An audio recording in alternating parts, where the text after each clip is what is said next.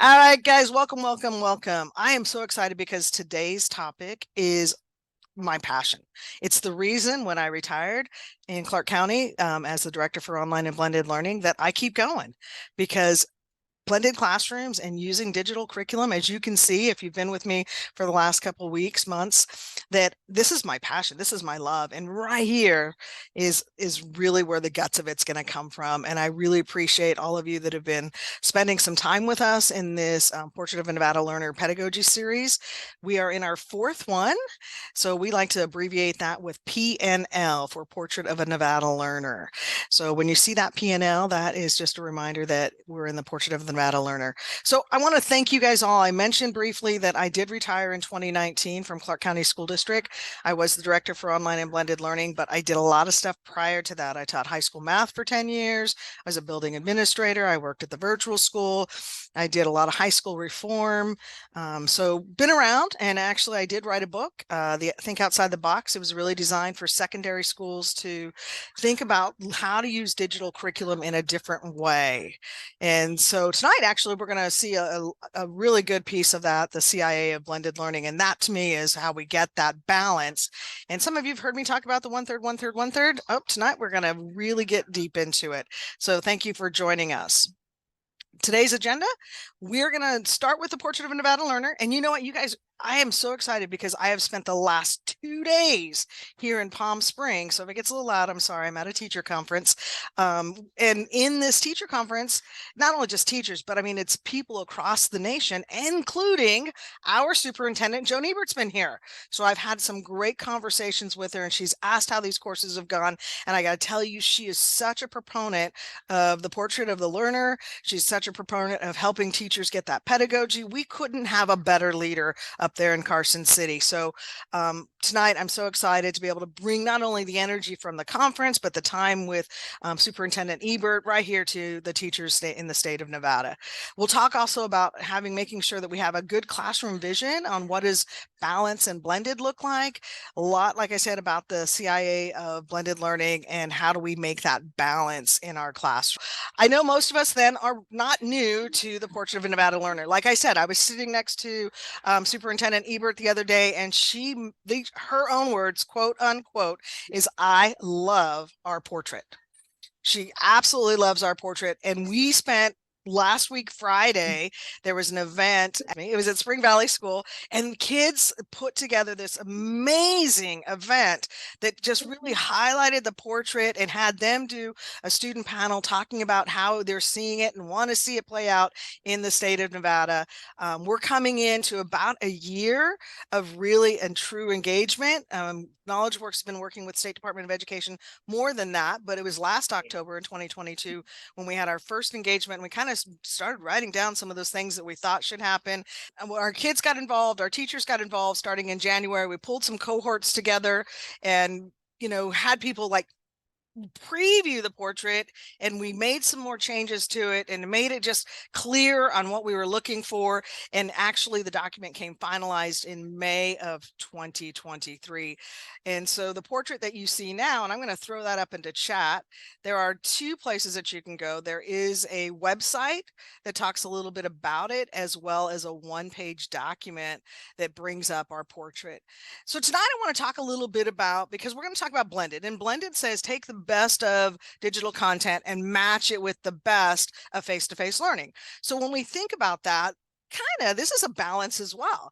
Our portrait says take our academics, our standards, math, science, social studies, reading, PE, all of this electives, world languages, and match it with the skills or what we call the competencies that businesses and society wants, like resilience, digital literacy, communication, critical thinking, time management, flexibility, and creating a classroom and instruction via pedagogy that takes and balances those two so that we can have students successful not only in the academics but also in preparation for the life and world. So academics plus skills through our pedagogy. And we'll really talk a lot about that tonight when we talk about blended. So there are 4 places in our portrait of a Nevada learner that we really talk about. We talk about how do we empower or grow students? How do we connect and sustain relationships? How can we help them make an impact in the world and society that they live in? And how do we help them thrive beyond the K-12 years of being with us? And that's where that one-page document comes in and gets a little deeper into those types of items. So when you're in the narrative and you're trying to pull out the portrait in your classroom, I really want you to think about what are you doing now and what do you want to be doing so that we can grow the portrait and our learners in our classroom. Okay, so tonight, before we go into our first breakout room, this is our question. We're going to look at impacting. Because when I look at impacting, it really kind of pulls out blended. Because when you think about students asking the question, how do I contribute and I make an impact in the world? So how do I contribute and make an impact? Well, first they have to be able to transfer their knowledge and skills, not just math classroom to math classroom, but across disciplines. So if I'm using guess and check in one area, or I'm using brainstorming, or I'm using mind maps in my English class, well, how can I use that in another class in the CTE? So we're really trying to start thinking about that transfer knowledge and making purposeful impact in their learning. The other thing we want to look at is how are they analyzing their own data and ideas and interactions as critical thinkers and problem solvers. So I really like to say, and this is where blended comes in, because there's usually some data portion that comes in with blended. If I'm using Khan Academy to help deliver DOK level 1 and 2, there's some data in there that students can analyze, I can analyze to find out if they're mastering the curriculum, or if I'm using iReady, or if I'm using Edmentum, whatever the case may be, there's some data there that helps us as educators, but also helps them as learners to figure out what's going on in their learning. And then the last bullet here is how to become active members in the community. And this is where great, the 1/3, 1/3, 1/3 comes in, because 1/3 of the time we want them actively engaging in peer-to-peer communications, collaborations, critical thinkings, creativities, projects, doing things that actually take their skills and knowledges and puts them into practice. And so this will help them create and promote civic engagement, an understanding of acceptance of people with different thoughts and minds and coming from different places. So I really think that impacting is where we're at right now when we're thinking of a balanced blended classroom. All right, I've done enough talking. It's your time to be doing some talking. So I want you to think about impact and how that works in your classroom and what strategies come to mind when you think about how do I bring out the portrait of a Nevada learner in my classroom. Welcome back, everybody. Welcome back. I appreciate you taking the time to meet with your colleagues and talk about how you are pulling out the portrait of a Nevada learner in your classroom, especially in that impacting area, trying to figure out how they're transferring knowledges, how they're connecting, how they're analyzing data, and getting through those types of things. I think that impacting is really, really good when when we think about blended learning and how we can impact it. Because here's the thing that I got to tell you, I'm in Palm Springs. You guys know that I'm at a teaching learning conference. It's the Aurora Institute. And I got to tell you, I've been listening to people from across the nation, and every one of them has the same belief that I do, that the core business of schools starts with relationships. Because I believe the core business of schools is relationships and learning, and that the hierarchy here, the way I've written it, is key and important. And I will tell you, most of my colleagues here in Palm Springs, they talk all the time about relationships. And I think that relationships is so key and so important when we're working with our learners. So when we talk about balance blended today, and we talk about the 1/3 and the 2/3 of being able to do teaching by walking around and creating and establishing those relationships, it becomes so, so important. So I want to think about blended learning in a different lens. I got to tell you, I love this. It comes from Rise Blended Learning in Texas, and they have 6 reasons about blended learning. So we're going to take a moment. All right, guys, again, this is about 2 minutes of just figuring out 6 reasons why they love blended learning. I want you to start thinking about what your reason is for why you would want to bring or love blended learning in your classroom. And let's see if that shows up in one of the 6 that gets mentioned here. Blended learning combines online instruction with traditional schooling, where students have some control over when, how, and where they learn. I just love doing computers because it's fun.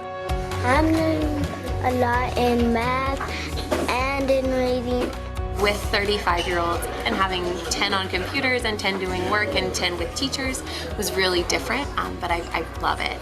Oh, what's the word? Came, very good. This would be camp. It's really great, and you're able to take a group of 5 kids, differentiate it, make sure it's at their level, and get kids to learn the skills that they need to be independent readers by the end of kindergarten, which is just amazing to see. How do you know that the sunlight does not touch the carrots? We do what's called flip lessons. We have our classwork done at home and our homework done in class. 40, 46. I knew that there would be a chance to have a lot of small group time with kids, and that's something that I love. A tanagram is many shapes that are put together in a way to create something, and it can be put together in any way. So it will print on the cardboard. So each month they take an assessment through iStation. As teachers, we're able to view those results as well and see where percentile ranking they are, see what areas they're struggling with. Like you try to get Gigi, he's a penguin, back to his own iceberg. I'm so close, like this close. So you're not just getting Gigi to his iceberg, but at the same time, you're learning more math.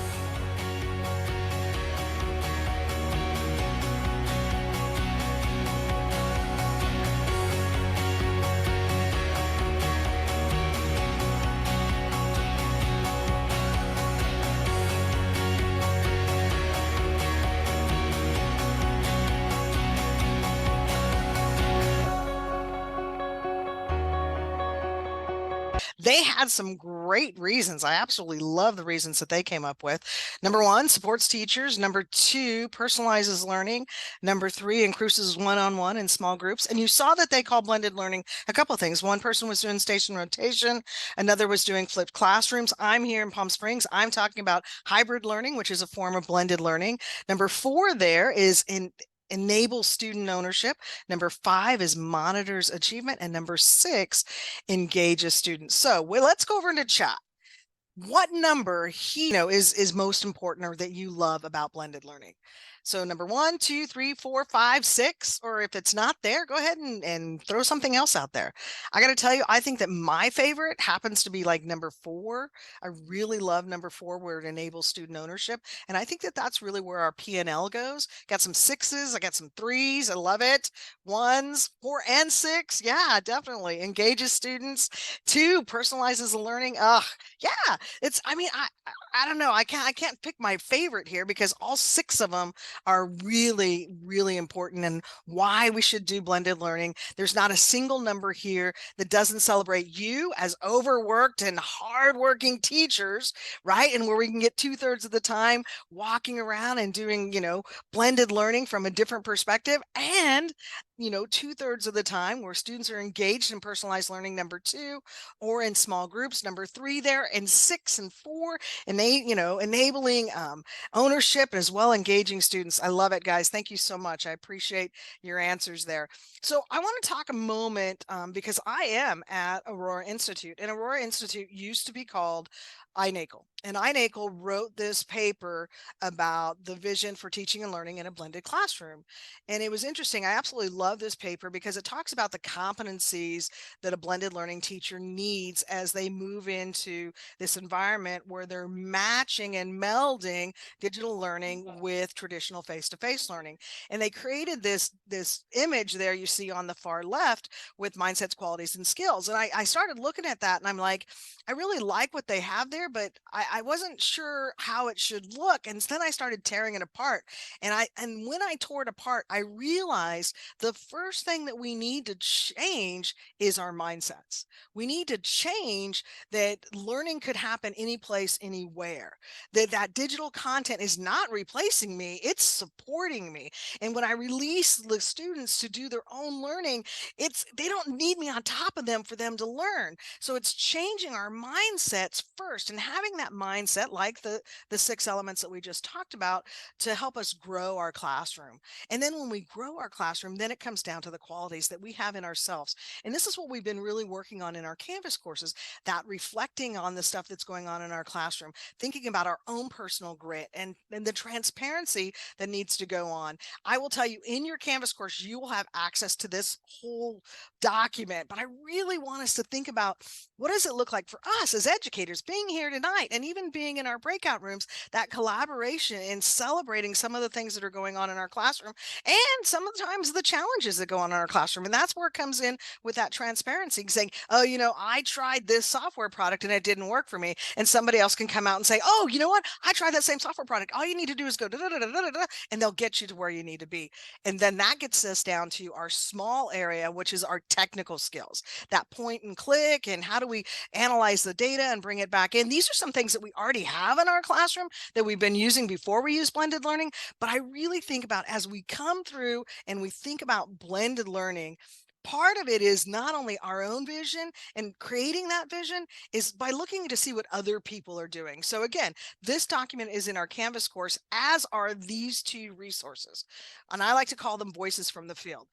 At the Better Lessons website that you're going to find inside the Canvas course, you're going to have lots of opportunity to go look and see what other teachers across the nation are doing in their blended classrooms.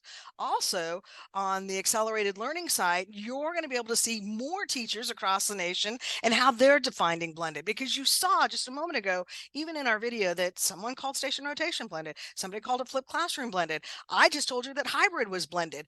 There are lots of different blended models, and we just need to find the one that works for us.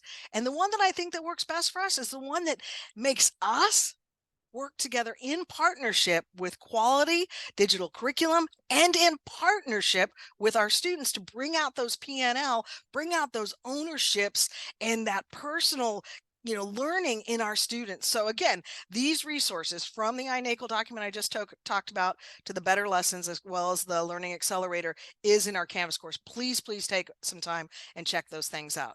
All right, so we're going to do a breakout room to think about, what is your vision? Welcome back. Welcome back. Hopefully you guys had some good conversations in your breakout rooms and were able to really just think about, what is it that you want for your classroom? I had a great conversation with Holly before she went over into her breakout room number 10. And, she says, it's really difficult for me to do this in my reading. I'd like to do it in reading. And it's like, well, where can we do it? Can we do it in math? Can we do it in science? Can we do it in social studies?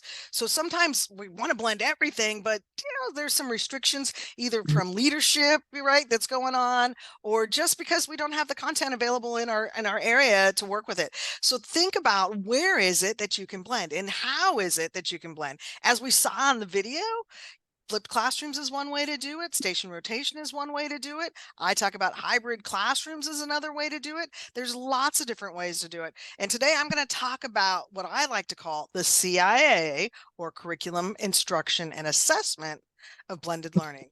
And this is where that 1/3, 1/3, 1/3 really comes in tune with us, to think about how we want to balance those 1/3.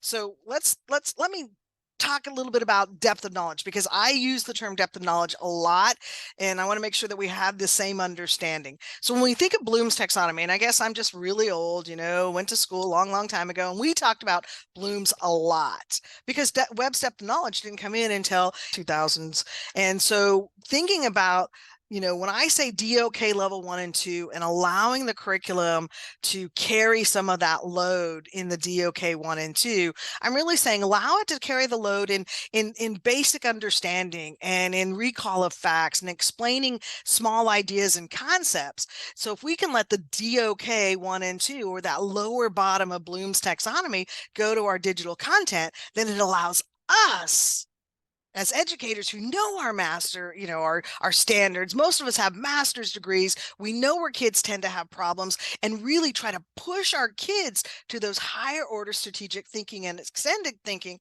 depths of knowledge, or in Bloom's taxonomy, right up to analyze, evaluate, create, and make them justify and understand their decisions in small groups, which is the 1/3 that I love the most when we get that peer-to-peer interaction. So tonight, when I talk about DOK 1 and 2, again, we're talking about low level stuff. When I start talking about DOK 3 and 4, we're talking about really pushing our kids to producing new works, thinking about portfolios and projects and getting to that extended thinking. Now, I'm going to give you guys a document that you can access, and this is also available in the Canvas course, but if you want to access it while we're talking a little bit tonight, you can do that. This is just a document that talks about the 1/3 and explains a lot of the stuff that we're going to talk about tonight. So it's just a one-page document that I use oftentimes when I introduce the CIA model. So again, I've thrown it over into chat. You can access it using that bit.ly, but let's go ahead and let's talk about blended personalized learning. And as you can see here, I don't just call it blended learning. And I know a lot of people will talk about personalized learning, but what I like to talk about is blended personalized learning. So when I say that, what I'm thinking is taking the wisdom of the teachers, because like I said a moment ago, you guys are super smart, super, super smart. You care about your kids. Relationships come first. You know your standards inside and out. You know where kids are going to stumble and fall and where they're going to excel.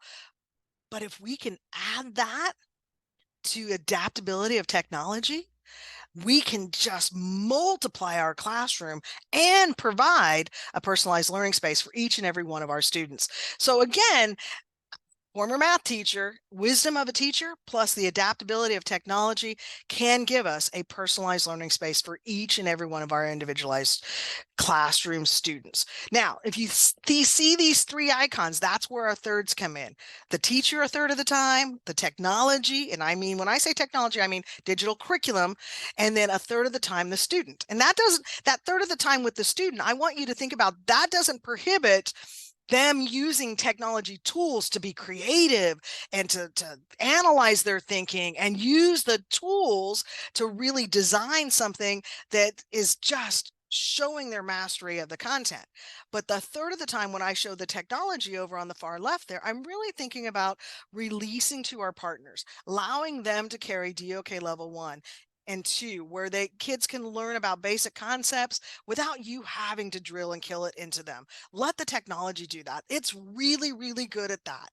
And that way, when you have your 1/3 of the time, you can think about how can I push the kids to higher order thinking, to DOK level, 3 and 4. And I might be able to do that in a station rotation or in a playlist or in choice boards, or, I might have to do a full classroom Socratic seminar or discussion. So think about what that 1/3 with you is going to look like, but we really want to design that 1/3 of student engagement, peer-to-peer opportunity to practice the skills that we talked about in the PNL, the communication, collaboration, creativity, critical thinking, civic responsibility, making an impact in the world and in their classroom.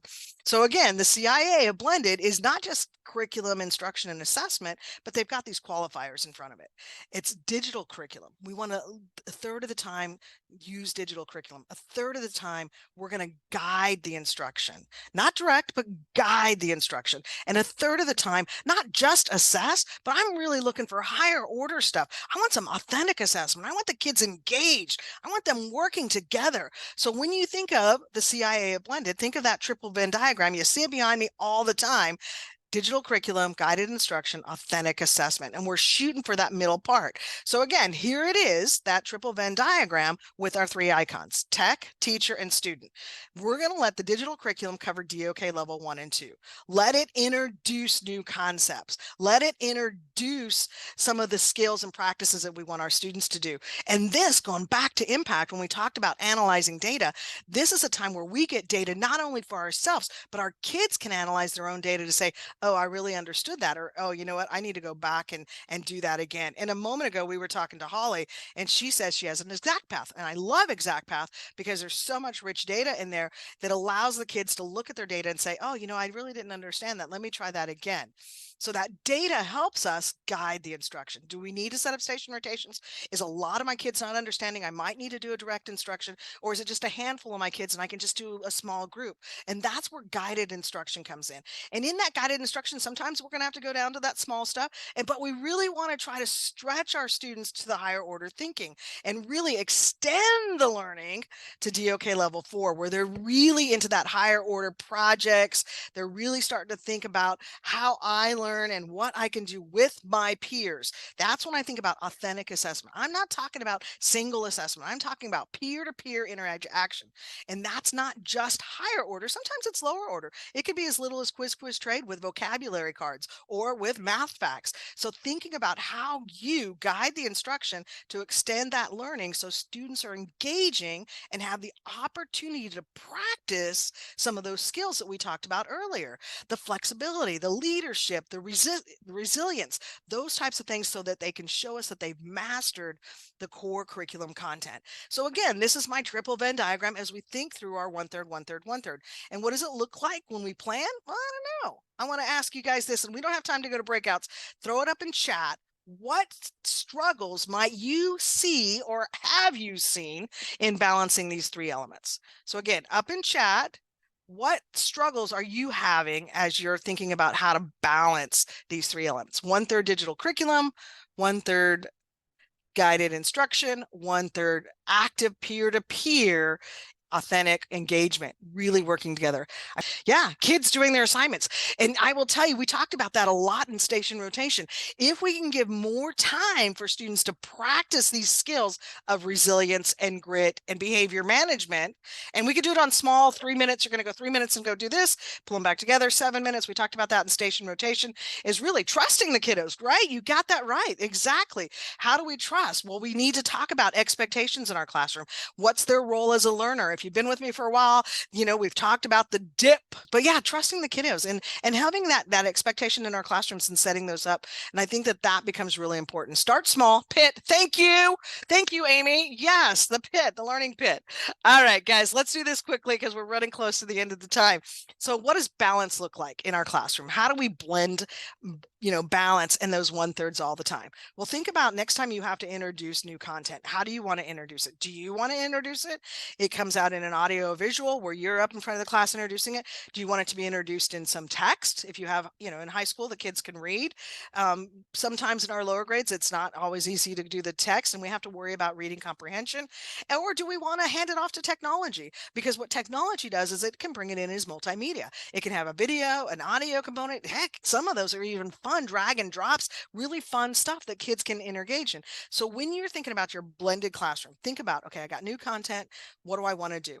If you want to try something in a small area that you feel that won't be so effective if the kids don't understand it. And you know what? You're going to be excited to find that the kids are going to learn concepts in health, science, art, all those fun things. But start small if you need to start small. Find your digital curriculum, the person that you want to partner with. I love thinking about, you know, Discovery Education, because our State Department of Education, Superintendent Ebert gave us Discovery Ed to use. If it's got some components that you want to use it, please go in there, use it. I believe in a further course, I gave you guys that big, and I think it's in Canvas this time as well, the list of all the things that I said that you can partner with. There's lots of different places that you can go to partner with. The thing I love about digital curriculum is kids can pick up where they left off. And that's why you see over here the no absences. So if Johnny comes to class on Monday and we're working on something, and if I'm the only one, the teacher is the only one that's delivering instruction, and he's missed 2 days because something happened to grandma and he had to go to grandma's house, whatever the case may be. We don't know why he missed school, but he's missed 2 days of instruction and there's no other way for him to get it than through me. Shame on us. We have to think about who can I partner with, especially in the digital world, so that kids can pick up where they left off.